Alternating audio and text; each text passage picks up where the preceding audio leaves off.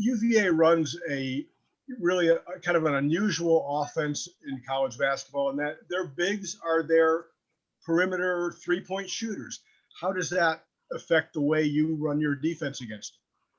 Well, it's going to be a challenge because we're going to have Armando, Dayron, Walker, Garrison go all the way out to the three-point line. And I'm just looking at their stats right now. Hauser shooting 42%, Huff shooting 46%. And, Kerwin's the only guy that we have that is shooting the ball like they do. So, no, it's a challenge, and it's something that their whole team, they shoot threes, every player, but they shoot very good threes.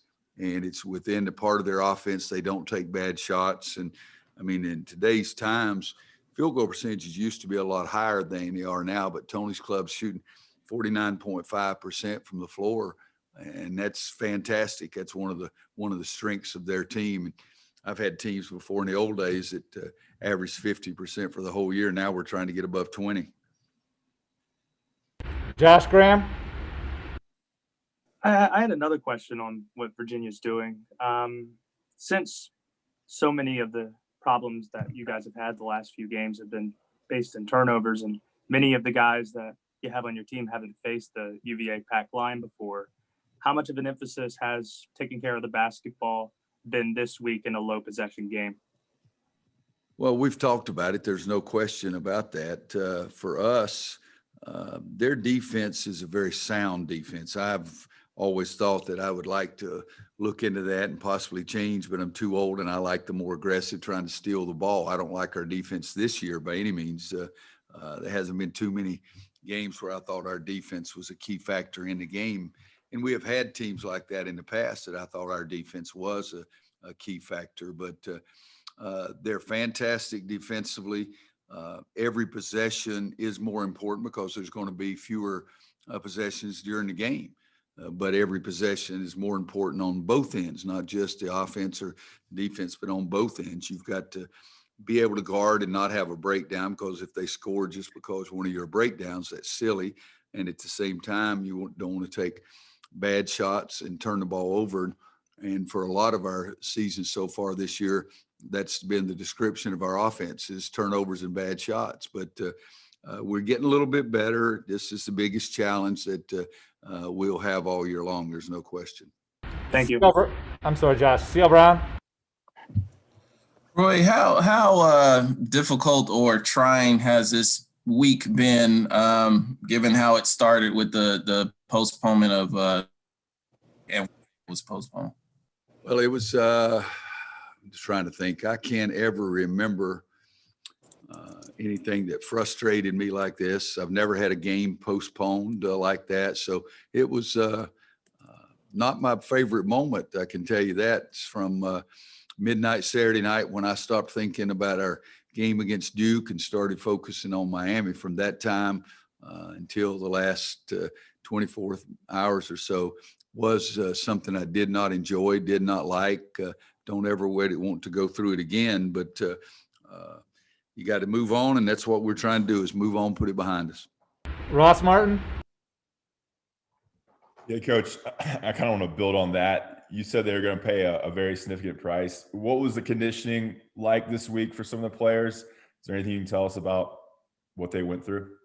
No, because it's we said we would handle it internally, and that's what we've done. It came out, and this will be the only statement. So if every one of you, I'm seeing 15 faces up there, if you want to ask another question about what happened this weekend, just forget it, because I'm not answering anything after this. But it was not at a fraternity house. It was not on Franklin Street. It was within our group of players and managers, and very few other people got involved. And it's something, and I don't think Jeff Lebo would mind me saying this. I told Jeff Lebo that our team did the same thing he did 100 times, but there was nobody putting it on video. I was upset about it. I'm still upset about it. But let's not make it out like we charged the Capitol building or anything like that. That's not what it was. It was not a freestanding party at some fraternity house or in the middle of Franklin Street. And I've handled it what I think is very appropriately. And like I say, if anybody wants to talk about anything else regarding that, then just say so, and we'll all go eat a sausage biscuit or something like that, because we've made enough statements. And I didn't like some of the things that happened, to say the least, but also didn't like some of the things that what our kids were portrayed as. Mike Barber from Richmond. Yeah, Roy, when you look at Sam Hauser for them and the matchup he creates, what do you see and what makes him tough to defend? Well, and I think, Mike, it's probably the most difficult matchup for us. You've already identified there. I watched their Georgia Tech game, and they had Jose Alvarado guarding. He guarded him both times that they played. Normally, I would say we're just going to put Leaky on him or something like that, but those two big guys do create tremendous matchup problems for them. And if you look at it, guys, and I'm looking at it right now, they do have 4 guys averaging in double figures, and some of those other guys have gotten healthy and have come along. And we do have to focus on Sam. He's their leading scorer. He's shooting 52% from the floor. The second leading scorer is Jay, and he's shooting 63%.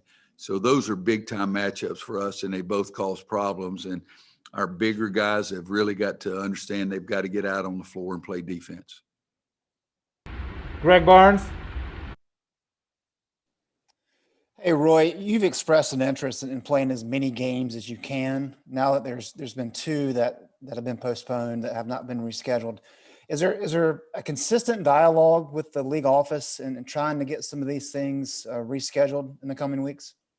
I'm not involved in those, but I think that Clint Gwaltney and Bubba are having those conversations, and we really want to try to reschedule those games. I mean, guys, we're sitting here right now, and it's what the crap is today, February 12th. February 12th, we played 6 home games. You look at everybody's schedule around the country, there's not many teams, if any, that has only played 6 home games. And so we'd like, we've, quote, lost, at least been postponed. They haven't been canceled yet, but we've lost 2 home games. So right now we're going to play 10 road games in the league and 8 home games. That's not very good. So yeah, we're trying to do everything we can to try to have some of these games rescheduled. Thanks. Andrew Jones. Hey, Coach, you just mentioned Jay Huff a minute ago. How unique a player is he, and what is the primary challenge that he presents? Is it on the defensive end or is it on the offensive end? Andrew, I think it's a little bit of both. I mean, you watched their Georgia Tech game, and that was a big-time block right at the end of the first half against Moses. I mean, yeah. Moses is pretty effective offensive player, but he is a guy that he has 40 blocks, and so he's very selective. But also to step out there and be able to shoot that ball 40, see, these numbers are so small, 46% from three-point line. So he causes us problems on both ends of the floor. And as I said earlier, we've got to get out and guard him. But the other thing is we've got to try to do everything we can to be very strong with our moves inside and hopefully get Jay in foul trouble. Thank you. Alyssa Ray.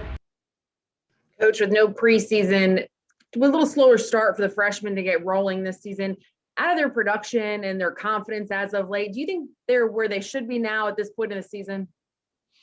No, because I always think you can do better. We've had some freshmen that were outstanding and just kept getting better and better and better. And these guys have been a little slower getting into it.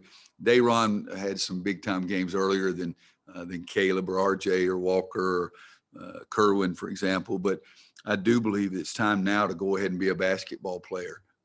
Today is practice number 71, and that's not even including the workouts this summer when we were here. And we've had 18 games and 19 pregame meals, but 18 games. And so there's an experience factor there that should be a heck of a lot better. And I've told them we're not calling you freshmen any longer. And usually that only comes up when we get our tails beaten. So I hate to say, well, we have 7 freshmen. I mean, by now you got to play better. Adam Smith. Hey, Roy, just on the subject of trying to add those postponed games back to the schedule, like, how do you do it? I mean, it's the regular season ends March 6th, I think it is, and you don't really have an open date in there. Like, what's the approach to trying to squeeze those things back in? What are you guys talking about? Yeah, Adam, there's a couple of dates that I think it could be a possibility that we've thrown out there, and we've got to wait and let the conference office see if they can make something happen. But I am of the opinion if they don't do it, I'm willing to go ahead and play somebody else because we'd like to play more games and we'd like to do those kind of things. So, we have opportunities because there's a lot of teams in the country that don't have as many games as they want. And we're not at the point yet where we're just going to go out and call people and see if they want to play. We're not doing that. We're trying to give the ACC office an opportunity to talk to both parties in every situation and try to see if we can reschedule some of the games. But, 2 games a week is nice, but guys, we play 3 games a week a lot. Shoot, we've had one year in our schedule, we played 6 games in the first 12 days. And so we're going to try to see if we can throw some options out there and see if we can get somebody to say, okay. David Teal. Roy, is part of that motivation to play more games to enhance your NCAA tournament resume? And do you talk to your team about postseason? David, that's another good question. You guys are really good today. And I guess that sounds like I say most times you're not. That's not what I'm saying. But no, I think that it is, number one, guys like to play games. And, again, 71 practices. You think about that. 71 practices and 18 games. And so the guys do like to play games. I worry a lot about are we testing them enough? We feel like our schedule is probably in the top 25 or 30. And so we don't feel that badly there. But, yeah, we're trying to do everything we can to play the ACC games. That's what we were scheduled to play. That's my desire. But if we're not going to be able to, if nobody agrees, I'm serious. Clint's never even heard me say this. I'm not against trying to find somebody else to play. And do I talk to my team? I talk from the first meeting we have about what our dreams and goals are. And so we talk about that constantly throughout the year. And the NCAA tournament is one of those goals, but long-term goals, we don't talk about them as much as we do what our goals are today.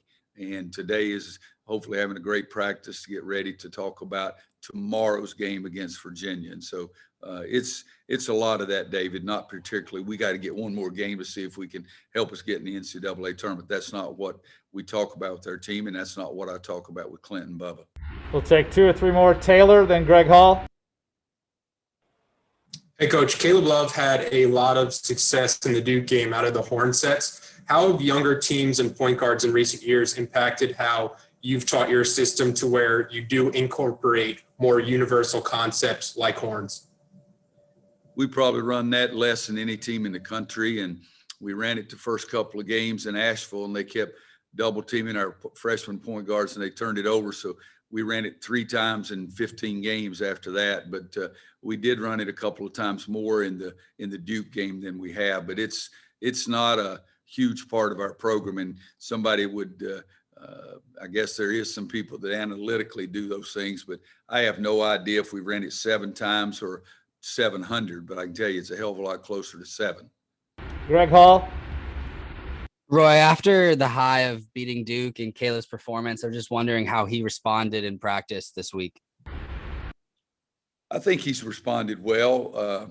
Guys, with these guys, and again, Caleb in particular, he's never played the point guard in his life until this year. So every day is a laboratory for him. Every day is a classroom. And he'll do some things in practice, and I'll say, that's what I'm talking about. That's what you need to be doing. And then he'll revert back and do something else, and we have to correct him, say, no, that's not what it is. So it's an ongoing, it's not an experiment. Experiments something that you do, you don't know if it's going to work or not. This is going to work. And so, but it's just teaching and doing it every single day and trying to give him as many opportunities to make decisions and make decisions early. Because I think, those flying through the air, one-handed and one knee up kind of shots, those are the things we need to get rid of, and being more of a facilitator and still scoring. But this, again, is a kid who has never played the point guard until this year. And I think that he's continued to get better and better, and we expect a heck of a lot more improvement out of him. Last question, Mike Barber again. Yeah, Roy, two quick logistical things. We're getting socked with snow pretty well here. What is the travel plans for the team? And then can you tell me, I know you said internal discipline, will you be full personnel for the game Saturday here in Charlottesville? We will be full personnel. That was the easiest one to answer, unless somebody gets an earache today or something like that. But I just visited this morning. We've had some conversations. Let's check with the bus. We're busing up. Let's check with the bus people and see what they think about the weather. And we're supposed to leave as soon as we practice and eat this afternoon. And I'm leaving it up to them. Mike, I think it's something that I have had conversations this morning about what we need to do, but we're going to leave it up to them to make those decisions.